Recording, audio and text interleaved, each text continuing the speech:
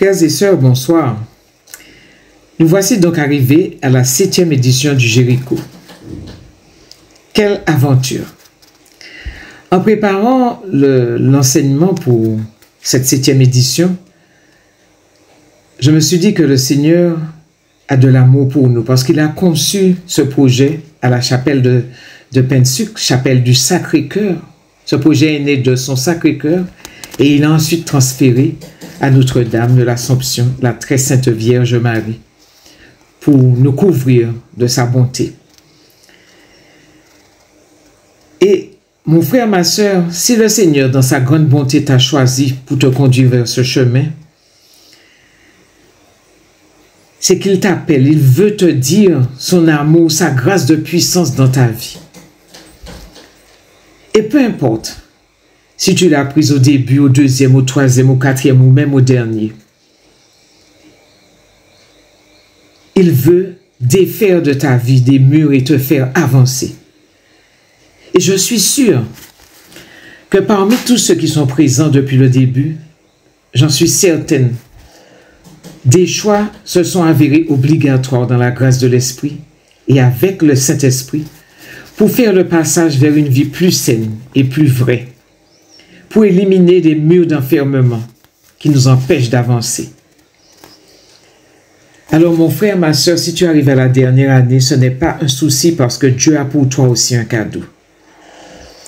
Et pour nous tous, de toute façon, tant que dure notre vie, il existe encore des murs que nous devons de renverser dans la grâce de l'Esprit. C'est pour cela que ce soir, le Seigneur nous dit, tout est possible. Oui, mais qu'est-ce qui est possible? Eh bien, mon frère, c'est ton salut, ma soeur, ton salut. Rien n'est fini pour toi dans ta vie. Ton histoire n'est pas encore finie. Quelle que soit ta situation, il y a de l'espoir pour toi. Pourquoi? Eh bien, très simple, parce que la première condition de notre existence sur cette terre, c'est l'amour de Dieu. Et l'amour de Dieu pour l'homme est réel. Dieu a créé l'homme par amour. Et son amour est tissé d'une patience infinie. En lisant l'Ancien Testament, j'ai remarqué que souvent Dieu a été déçu du comportement humain. Mais en dépit de tout, il recommence à chaque fois à prodiguer son amour, à aider, à assister, à aimer. Et cela se voit plus encore dans le livre des Juges. À chaque fois, ils implorent le Seigneur, envoie-nous un prophète. Et le Seigneur envoie un prophète. Et à chaque fois, ils retombent dans leur même vie de péché, de vice, etc. Ils oublient.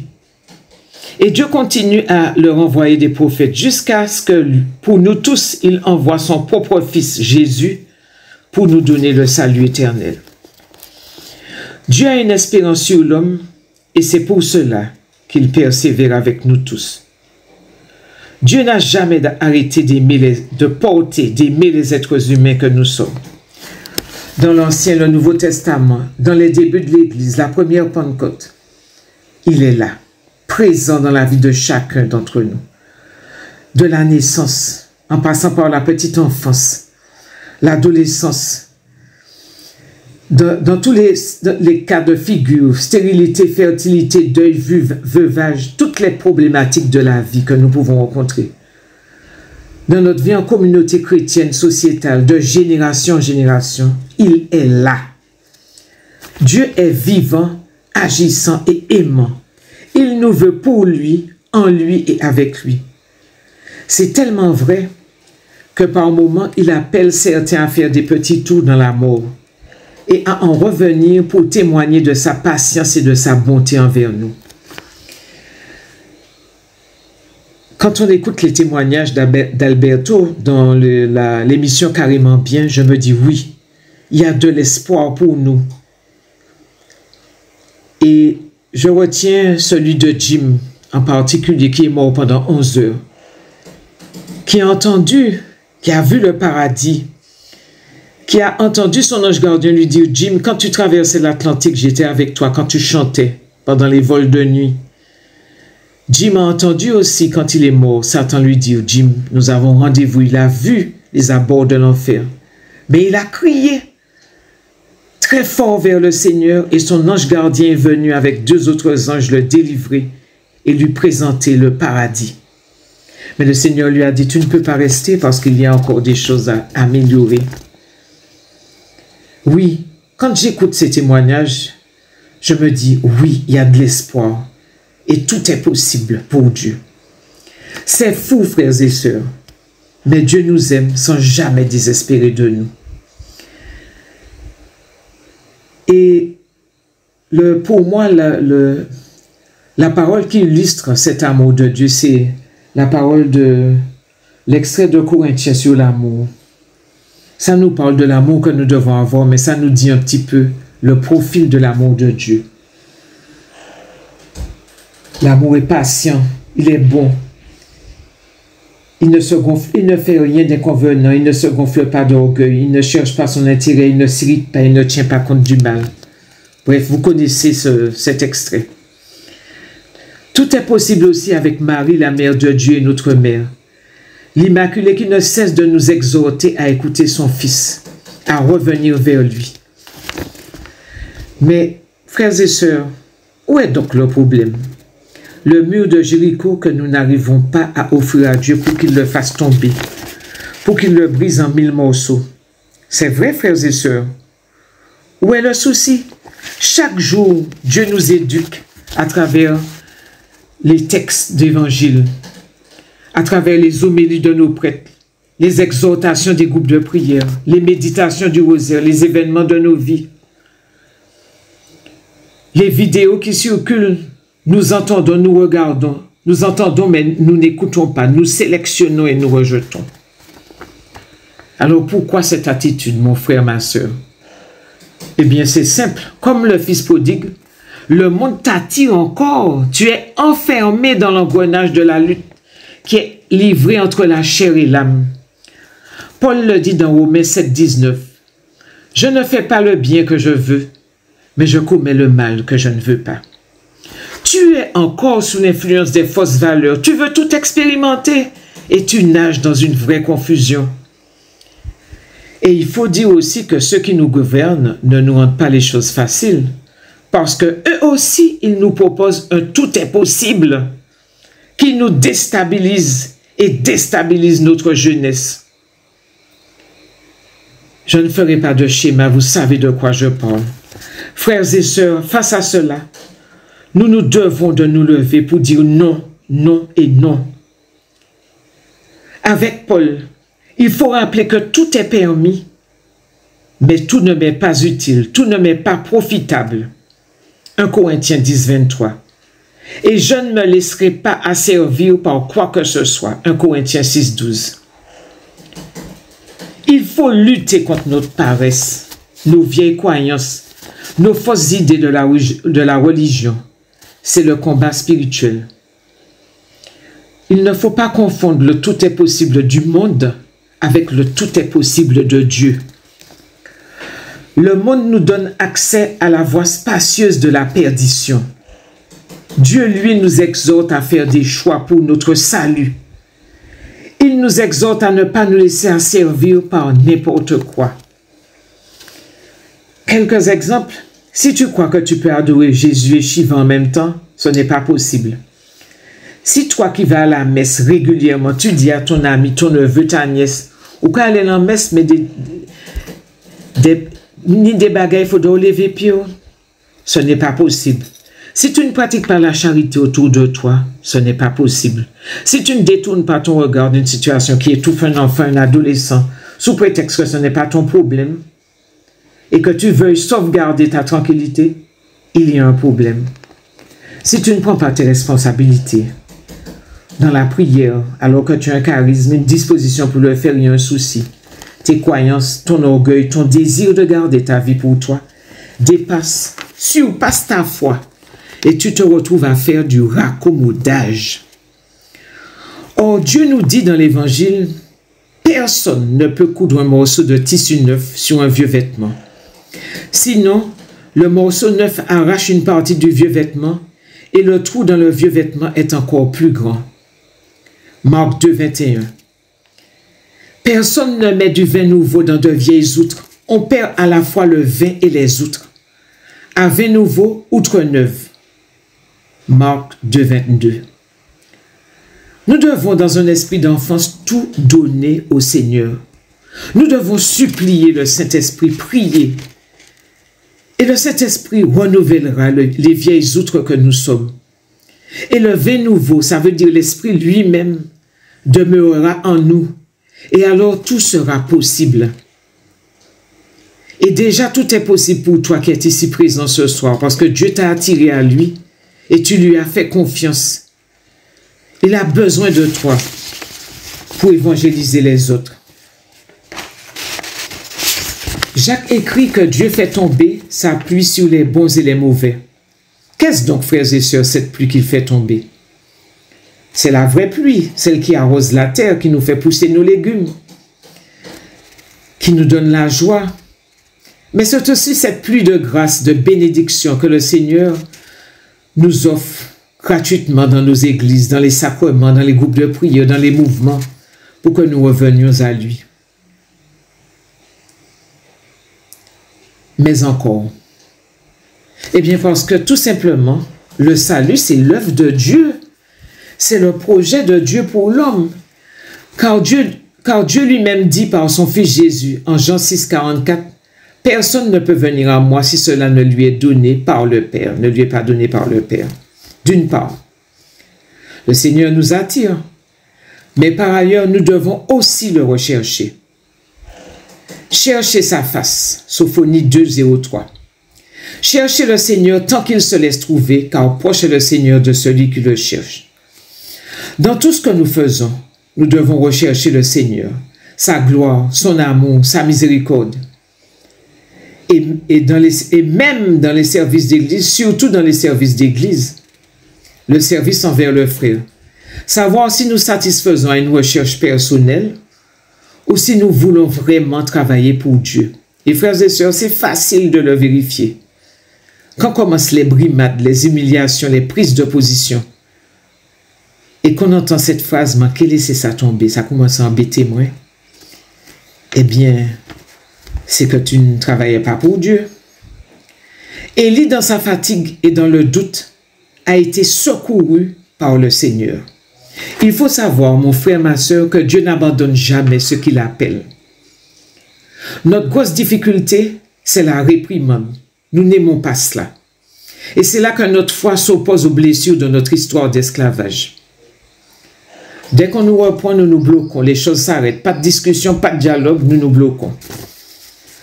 Triste constat. Nous nous bloquons alors que nous sommes débaptisés. Nous avons reçu ce sacrement dans le nom de Dieu Père, Fils et Saint-Esprit. Il nous définit en tant que chrétiens. Il nous donne l'onction de l'Esprit avec les 7 dons annoncés dans Isaïe 11, 1 à 2. Sagesse, intelligence, science, conseil, force, connaissance, crainte du Seigneur. Paul aussi nous donne les fruits dans Galates 5. Charité, joie, paix, longanimité, affabilité, bonté, fidélité, douceur et tempérance. Et ce baptême rempli de cadeaux nous est offert par le Christ lui-même qui a donné sa vie et qui nous donne chaque jour sa vie sur l'autel pour nous sauver. Et tu peux le croire et il faut le croire. Le Saint-Esprit ne t'abandonne jamais. Pas une seule minute de ta vie. Je suis avec vous tous les jours. Et c'est lui qui va te donner le don selon le moment. Mais attention, il ne te sauvera pas sans toi. Il faut prier et agir. Et surtout croire. Et ne pas arrêter de demander. Rappelle-toi du juge inique. Tout est possible. Parce que baptisés, nous sommes de nouvelles créatures en Christ. Apocalypse 5, verset 9. Le Christ a racheté par son sacrifice sur la croix des personnes de toute tribu, langue, peuple et nation. Arrête de croire que le Christ ne t'aime pas, que le Christ n'aime pas les Noirs. Clarifions ces confusions de notre histoire. Pardonne et avance. Galates 3, 28. Il n'y a plus ni juif, ni grec, il n'y a plus ni esclave, ni libre, ni homme libre. Il n'y a plus ni homme, ni femme, car vous êtes tous un en Jésus-Christ. Dieu respecte ton histoire. Mais toi, est-ce que tu as le courage de regarder ton histoire? L'histoire de Tara, c'est de prendre la décision de pardonner, d'aimer. Cela ne t'empêche pas de réclamer tes droits quand cela est nécessaire. C'est ce que nous vivons en ces moments difficiles. En Jean 3,13, il est dit, en effet, Dieu a tellement aimé le monde qu'il a donné son Fils unique, afin que quiconque croit en lui ne périsse point, mais ait la vie éternelle. Et je reviens sur le quiconque. En créole, quiconque veut dire n'importe qui moun. Celui qui est dans la rue, celui qui est riche, celui qui est pauvre, celui, l'enseignant, n'importe qui moun, le petit, le grand, le moyen, le gros, le petit, n'importe qui. Mais il continue au verset 18. Celui qui croit en lui n'est pas jugé. Mais celui qui ne croit pas est déjà jugé parce qu'il n'a pas cru au nom du Fils unique de Dieu. La condition, frères et sœurs, c'est de croire, d'accepter, de reconnaître ton péché, de le confesser, de croire en la miséricorde de Dieu, mais pour toi personnellement. C'est le cas du Fils prodigue. Il a tout expérimenté. Dans un pays éloigné, il a tout dépensé dans une vie de débauche. Il a assouvi tous les désirs de sa chair, mais il a ressenti le vide de Dieu, le désir de Dieu, car en vérité, l'homme est fait pour Dieu. Et avant de revenir à Dieu, il a essayé une solution humaine. Luc 15, verset 13. Il est écrit, il alla se mettre au service d'un habitant du pays qu'il avait envoyé dans sa ferme garder des cochons, parce qu'il avait très faim et personne ne lui donnait rien. Il avait faim physiquement, mais il avait surtout faim de l'amour de Dieu. Et frères et sœurs, le diable, il ne vient pas avec des cornes pour nous séduire, il vient avec toute sa séduction. Le diable est un menteur. Quand il a fini de t'aveugler, de te séduire avec tous les arguments possibles, il te laisse sans souci, sans regret, avec toi-même tes regrets et tes remords sur la paille de ta déchéance. Parce qu'il t'a eu et il est content. Il attend ton désespoir pour t'achever. Et c'est ce qui arrive à de nombreux chrétiens qui prennent conscience de certains de leurs actes et restent bloqués dans une angoisse, ne sachant que faire, quoi faire, où aller.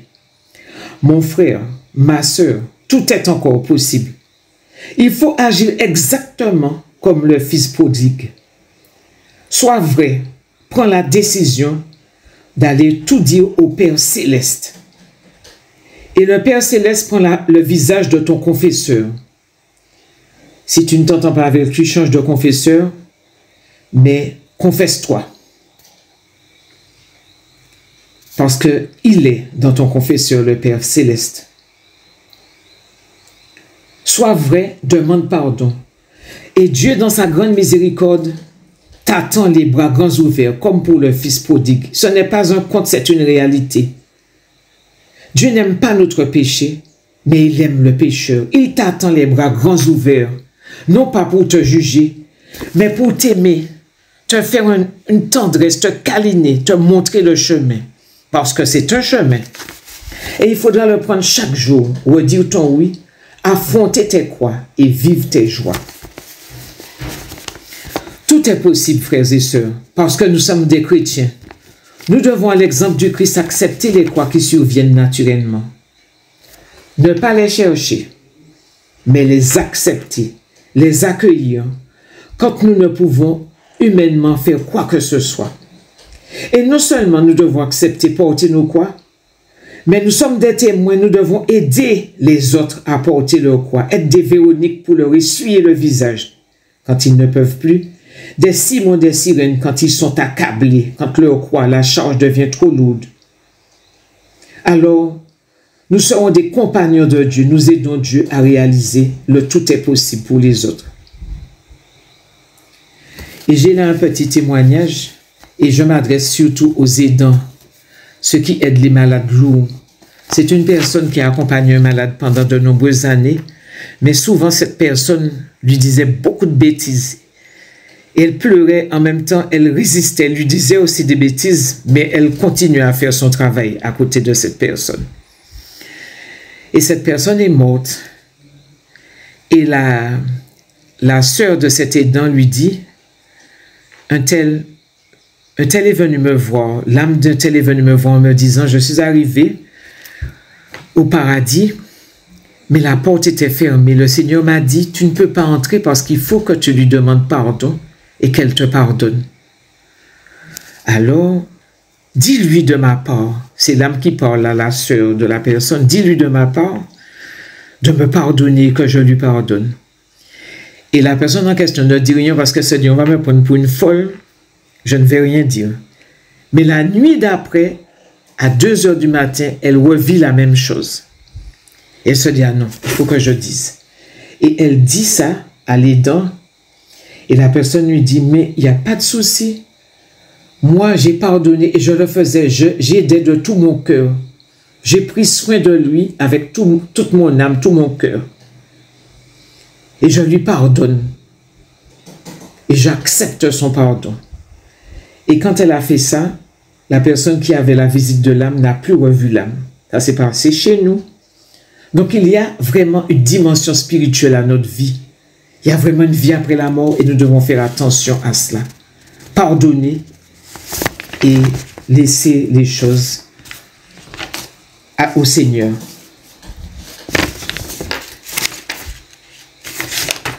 Frères et sœurs, gagner le monde entier ne sert à rien. Et je crois que chacun le comprend de plus en plus. Le monde ancien est en train de s'écouler. Les pays sont en guerre. Les valeurs sont déjouées. Les véritables valeurs qui nous restent, ce sont celles que nous propose le Christ dans notre baptême. La foi, l'espérance et la charité. Et le développement de ces vertus ne sera possible qu'avec la prière, la méditation de la parole et le vivre ensemble en présence du Seigneur, le dialogue. Nous devons de développer le dialogue, mais aussi de prier entre époux, en famille, entre jeunes, avec nos enfants, pour savoir, pour parler, pour savoir où se trouve la blessure, ramener nos jeunes, nos familles à Dieu, à Jésus-Christ. On constate souvent que dans certaines situations conflictuelles, cette parole revient. Moi, je ne peux pas dire laissez ça. Laissez m'andou, je ne peux pas dire rien. À force de laisser ça, ça devient de la boue. Et après, personne n'ose mettre sa main dans cette boue. Mon frère, ma soeur, va à ton Seigneur tel que tu es. Comme le fils prodigue, ne lui cache rien de ta tristesse, de tes péchés, de tes blessures d'enfance, de ton adultère, de tes avortements, de tes vols. Dis-lui ton désir de devenir meilleur. Ton désir comme l'enfant prodigue de revenir à la maison, c'est-à-dire dans son cœur de père. Car il est mon Père, il est ton Père, il est notre Père qui est aux cieux. Que son nom soit sanctifié dans ta vie. Que son règne vienne dans ta vie. Que sa volonté soit faite sur la terre sur laquelle tu habites, la terre où tu vis en communauté avec ta famille, avec les autres, avec ton Église. Donne-nous aujourd'hui notre pain de ce jour. Il pourvoira à tes besoins spirituels et matériels, car il a dit, demandez et vous aurez. Frappez et l'on vous ouvrira. Cherchez. Quand on te dit de chercher, il ne faut pas t'asseoir et puis attendre que ça tombe sur toi. Il faut te lever, chercher et présenter toutes tes démarches à Dieu. Demander à Dieu de les bénir et tu trouveras. Au lieu de penser que ta vie est finie, que tu n'as pas de chance, qu'on t'a fait un quimbois, qu'on a fait quelque chose, lève-toi, prie, implore. Pardonne-nous nos offenses comme nous pardonnons aussi à ceux qui nous ont offensés. C'est sûr, il y a des personnes, elles ne vont jamais venir te demander pardon, elles n'y pensent même pas. Mais toi qui as mal, c'est à toi de décider de pardonner, de passer par-dessus l'offense. Demande l'aide des frères, mais passe par-dessus l'offense. Dans ton cœur, abandonne la tristesse, l'offense et demande à Dieu la grâce de pardonner. Cherche, demande au Saint-Esprit de te montrer celui que tu caches dans ton cœur sous une grosse pierre de haine. Ne nous laisse pas entrer en tentation, mais délivre-nous du mal. C'est la vie. Le combat spirituel est là tous les jours et toutes les nuits. Parle. Si tu as un poids sur le cœur, dis-le, pleure, demande au Seigneur, expose-lui ta faiblesse devant le Saint-Sacrement, mais aussi dans le secret de ta chambre, et il te délivrera du mal, de tes addictions, de ce péché que tu recommences 20 fois, de ta faiblesse que tu caches, de ton manque de foi, de la division qui habite ton cœur, et de cette faiblesse de ton cœur à croire que le quimboiseur du coin ou le gourou africain ou indien est mieux que ton Dieu, le Dieu puissant qui t'a donné la vie, qui a donné sa vie pour toi. Quand la tentation est à son comble, invoque Marie, regarde l'étoile, elle viendra à ton secours. La tentation est le moment où, selon ton choix, tu vas grandir et te rapprocher de Dieu. Selon ton choix. Si tu te laisses aller au désespoir, ça ne va pas le faire. Alors ne t'agite pas. Réfléchis, prie, demande l'aide de l'Esprit. Tu as le droit, crie vers ton Dieu. Le diable est déjà vaincu par le Seigneur. Prends l'autorité du chrétien rivée sur celle du Christ et tu verras la gloire de Dieu. Et tu verras, mon frère, ma soeur, que tout est possible. Amen.